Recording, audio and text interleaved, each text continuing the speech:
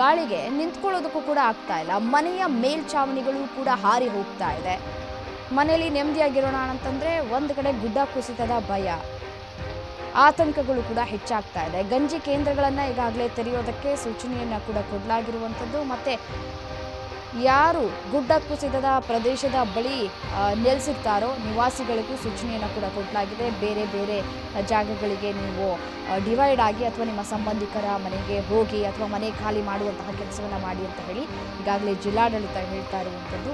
ಈ ಸಂದರ್ಭದಲ್ಲಿ ಮನೆ ಖಾಲಿ ಮಾಡೋದಕ್ಕೂ ಕೂಡ ಸ್ವಲ್ಪ ಕಷ್ಟ ಸಾಧ್ಯ. ಯಾಕೆಂತಂದರೆ ಮನೆಯಲ್ಲಿರುವಂತಹ ವಸ್ತುಗಳನ್ನೆಲ್ಲ ಕ್ಯಾರಿ ಮಾಡಬೇಕಲ್ಲ, ಎತ್ಕೊಂಡು ಹೋಗಬೇಕಲ್ಲ.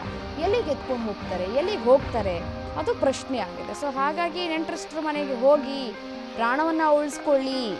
ಈ ಸಂದರ್ಭದಲ್ಲಿ ಪ್ರಾಣ ಉಳಿಸ್ಕೊಂಡ್ರೆ ಸಾಕು, ಮುಂದೆ ಏನು ಜೀವನ ನೋಡೋಣ ಅನ್ನೋ ಅಷ್ಟರ ಮಟ್ಟಿಗೆ ಈಗ ಸದ್ಯಕ್ಕೆ ಜನ ಬಂದಂತೆ ಕೂಡ ಕಾಣಿಸ್ತಾ ಇದೆ. ಬೇರೆ ಬೇರೆ ಕಡೆ ಹೋಗುವಂತಹ ಕೆಲಸಕ್ಕೂ ಕೂಡ ಮುಂದಾಗ್ತಾ ಇದ್ದಾರೆ ಜನ. ಜಿಲ್ಲೆಯಲ್ಲಿ 28ರವರೆಗೆ ರೆಡ್ ಅಲರ್ಟ್ ಘೋಷಣೆಯನ್ನು ಮಾಡಲಾಗಿದೆ. ಚಿಕ್ಕಮಗಳೂರಿನಲ್ಲಿ ಗುಡ್ಡ ಕುಸಿತ ಆಗುವಂತಹ ಪ್ರಕರಣಗಳು ಕೂಡ ದಾಖಲಾಗ್ತಾ ಇದೆ.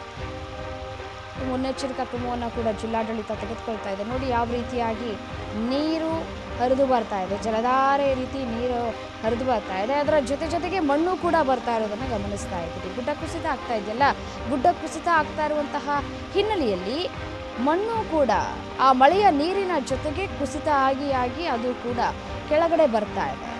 ಸೊ ದಾರಿಗೆ ಬರುತ್ತೆ, ಇದು ಮೇನ್ ರೋಡ್ಗಳಿಗೆ ಬರುತ್ತೆ ಗುಡ್ಡ ಕುಸಿತ ಆಗೋದು. ಸೊ ಹಾಗಾಗಿ ವಾಹನ ಸವಾರರು ಕೂಡ ಮುನ್ನೆಚ್ಚರಿಕೆಯನ್ನು ತೆಗೆದುಕೊಂಡು ವಾಹನವನ್ನು ಓಡಿಸಬೇಕಾಗತ್ತೆ.